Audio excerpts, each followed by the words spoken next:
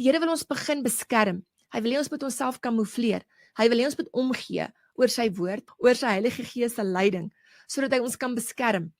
Want ek meen, julle weet, ek meen ons het nou, dis net rarig so, mense wat in die oorlog is, wat nou soos kom ons noem hulle spanleiers is, nie?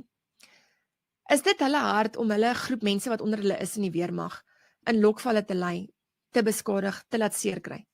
Dit is nie hulle hart nie. Hulle hart is om daai mense wat onder hulle is, veilig terug te bring huis toe vir hulle geliefdes. So ver as moontlik die minste skade aan hulle te berokken. En daai hart is presies God se hart vir ons sy kinders, okay? Julle, ek spreek in die naam van Jesus dat ons dit regtig sal begin glo.